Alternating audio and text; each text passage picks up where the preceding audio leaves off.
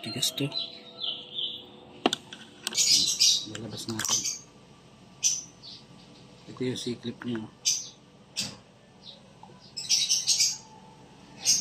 Tapos ito na, putik na. Kaya pansamantagal naman na to. Pero itong spring na gagamitin natin, ito pa rin sa stock. Ito yung panlilinis natin. Alright. Uy! Umi-skid. Yan, magandang araw mga boss. Meron tayong kliyente rito. Isang Honda PCX. Boss, anong sakit ng motor mo? Ito, pagka pinipiga ko yung preno, ang tigas. Tigas daw. Ano? Pero inaano naman. Tigas. Bumabalik ba? Tiga ano. So, Ano. Hindi mo na pwedeng pigain ng ganito habang tumatakbo. so ito kasi mga idol, ang gagawin natin dito, i-repair lang natin dito. Kung gusto nyo hindi naman magastos. Pero kung may budget kayo, yung iba kasi ginagawa dyan, yung mga yayamanin, pinapalitan na to. Pero ito nare-repair naman yan mga idol. So ito si boss, merong dalang pang budget meal. Ano yung dala mo? So ito mga boss, ang kaparehas nito, Honda XRM Wave 125. So ito meron si boss na pansamantagal dahil andito siya sa Bulacan. So meron siyang repair kit dito. Pansamantagal. Magkano lang to? Magkano to boss? 120. Oh, mumura rin. Tapos 75. 75. So meron tayo ditong budget meal na pyesa. Pero mas maganda, mas mainam dito talaga yung genuine na pyesa nito. Para kasi unang-una, preno yan. Pero ito all goods naman to. So yan yung ikakabit natin. Kaya babaklasin muna natin to. So tara. So ayan, baklasin na natin to. So ito yung kailangan natin mga tools. 10, 8, tsaka long nose. Ito yung long nose natin. Pang baklas talaga natin ito ng Ayan o. Yung dulo. So tara. Ito pakita mo rito. Ito kasi naging dahilan kasi nito kaya matigas to. Yung pinaka tawag nito repair kit niya, baka nag-uumido na yan gawa nung nababasa, nalalagyan ng sabon. Baklasin mo natin.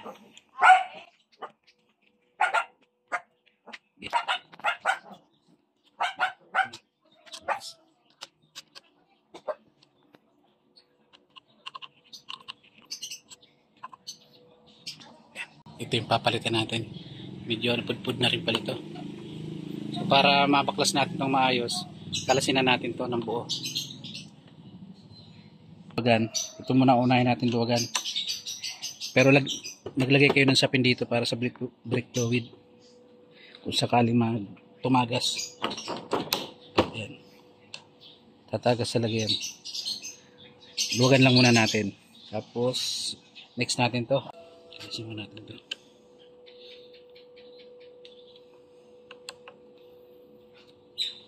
Yan.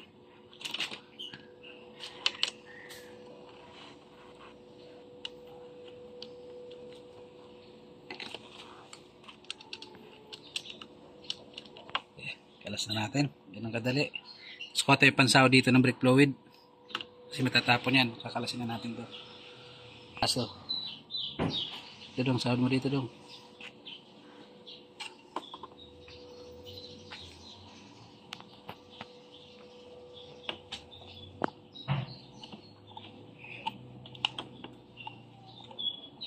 Tigas to.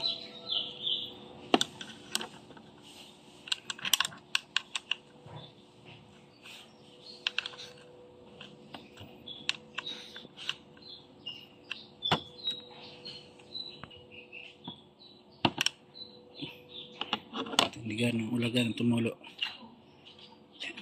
Ito, safe nito. Kasi may washer yan. Yan. Okay na yan. Dami na ng fluid. Kailangan na rin natin i-release yan. Kunti lang. Ito tanggalin natin takip. Madali lang naman to sa mga magdi-DIY. Yan. Basta meron kayong tools. Yan, tanggal takip. Ito. Tapos itong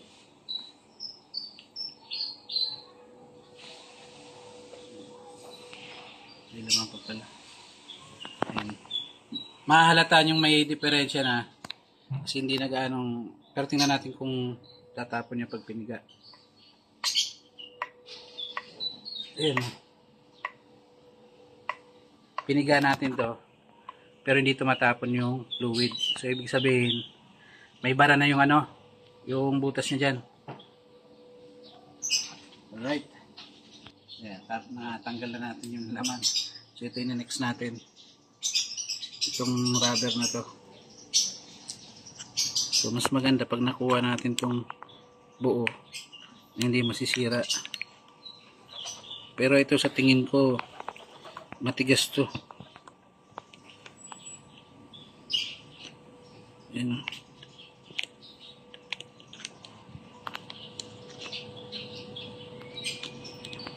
Ayan yung tools natin yung dulo. May pin yan dito. C-clip. Ayan o. Merong C-clip yan sa loob. So yun ang tatanggalin natin. Mabilis lang. Pipress natin yan. Kung wala kayong ganito, kulang kayo pantusok. Tusukin nyo yan sa butas o. Lalabas natin. Ito yung C-clip nyo. Tapos ito na, putik na. Kaya matigas na. Puro putik na yung loob. So lilinisin muna natin to. Pwede nyo ipanlinis dyan gaas o kaya gasolina. So tayo panlilinis natin to gaas. Ito yung replacement na nabili natin. Bago natin buksan na natin yung parehas.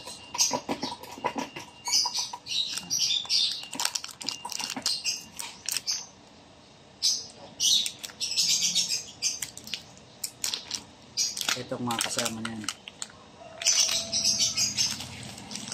Yan yung mga kasama niya. Meron na siyang rubber cap. Pansamantagal naman na to. Pero itong spring na gagamitin natin, ito pa rin sa stock. Pang XRM, Honda Wave, isa lang yan. Yan. Pero ito kung buo pa rin, pero ito na gagamitin natin para mas all goods naman to. Yan o. Same parehas. Same parehas po yan mga lods.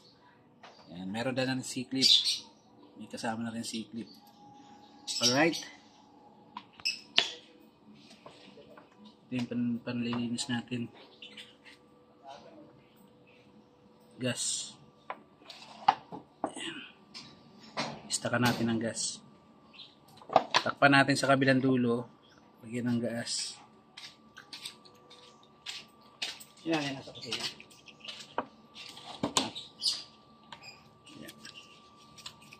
Gamitan natin ng lumang toothbrush.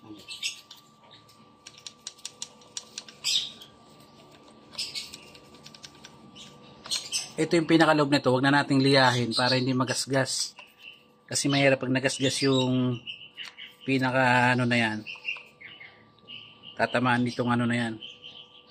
Oil cap.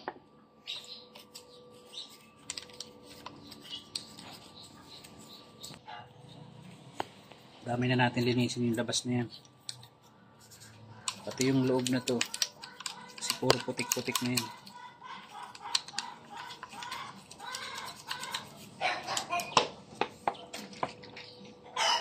Ito yung panlinis natin gasolina. Ay kerosene. Gas. Para hindi siya nakakaluto ng pintura. Kahit basain natin ang basain niya. Nilinis na natin paikot. So after natin mabrush, pwede natin patuyuin to. Bago natin ibalik, kailangan muna natin mapatuyo yung pinanlinis natin. Ingay ng aso natin. Patutuyuin muna natin to.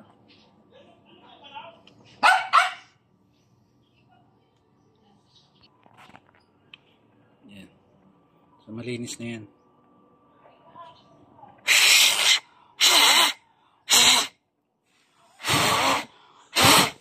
Alright.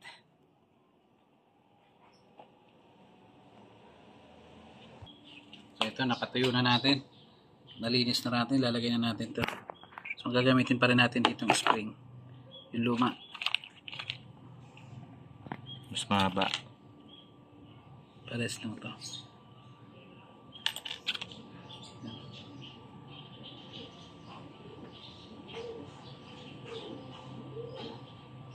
Ito yung luma.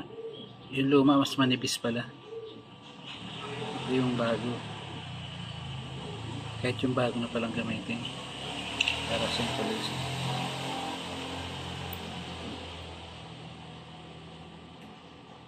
Basahin muna natin to. Yung rubber niya. Sobrang.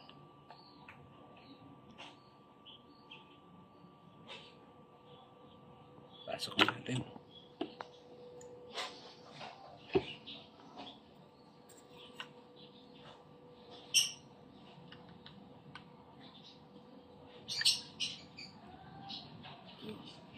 Lagay na natin yung clip. Kalawang na rin. Yung bago na rin lagay natin.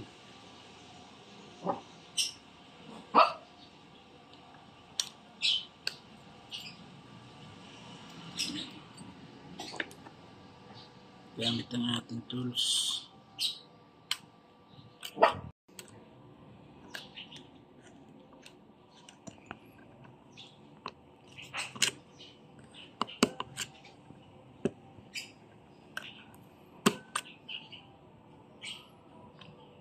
Ayan, ipasok na natin. Next natin tong rubber. Ito yung kasamang rubber niya.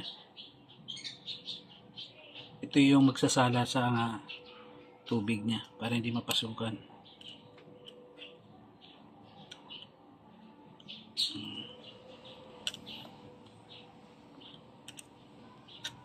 So, ibabalik na natin. Ganun lang pagbalik kung paano natin kinalas. Try natin itong ilagay.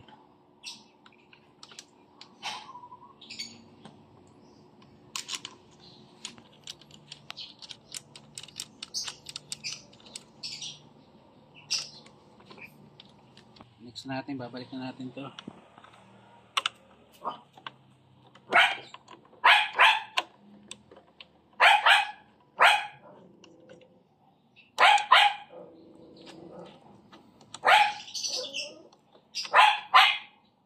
Ito yung ano na to, may washer yan sa pagitan, kabilaan.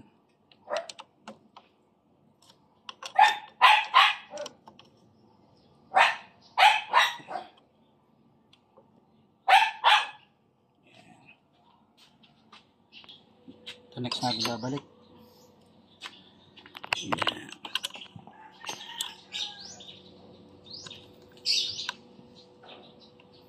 So ito na, naibalik na natin at lalagyan na natin siya ng fluid. So ito i-drain na rin natin yung lumang fluid na yan. Yan. Yan natin kung magpa-function na yung pump niya. Kailangan bubulay yan pag press natin para makita natin may pumapasok. Yan. So putol pa. Hindi pa siya tumitigas. Pump nyo lang ng ipump. Yan. Pag tumigas na yan, pwede nyo na siyang i-drain. Mahalo pa yung luma. Yan. Ibig sabihin ng bula na yan, pumapasok na yung fluid. Nagpa-function na.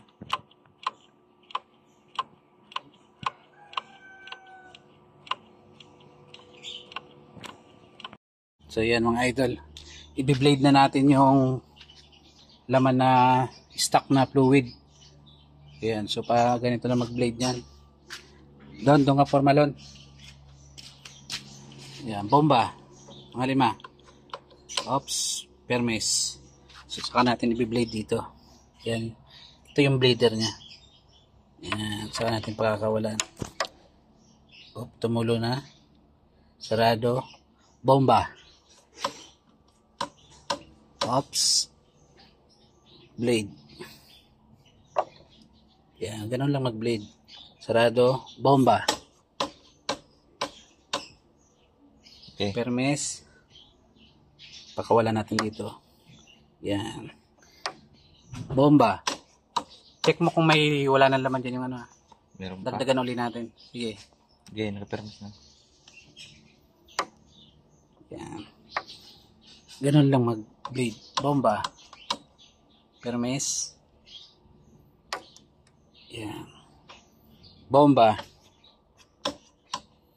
Dagdagan natin.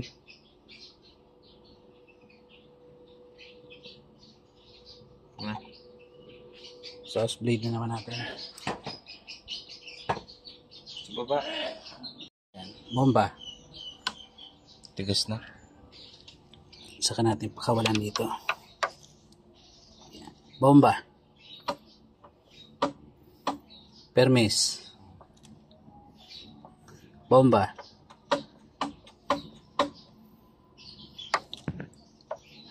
Bomba.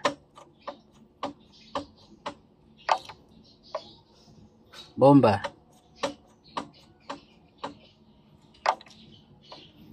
Bomba. Napalitan na natin siya ng fluid. So ang purpose natin ng pag-bleed nito para ilabas natin yung naputol na supply ng fluid kasi nagkakahangin yan.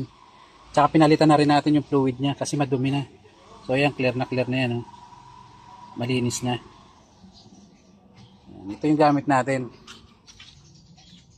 National DO3 yung gamit natin dito. Yan.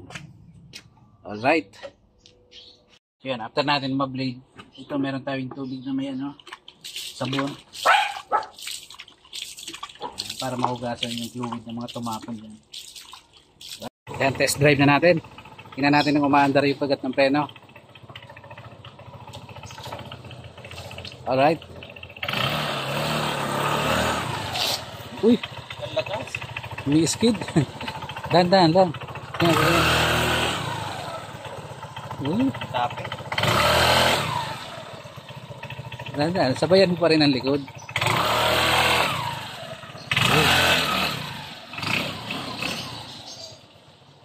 Hindi ka. Ano kayo masasabi nito? Pag satisfied client. Uy. Ano masasabi mo daw? Okay. Malambot na, di na matigas. So magkano nagastos mo? 120 plus 75, 195. Oh, so low budget lang. So ayan mga idol, 195 lang nagastos niya. Ngayon yung sa labor, sundan nyo na lang yung video na to. Alright. Ayos.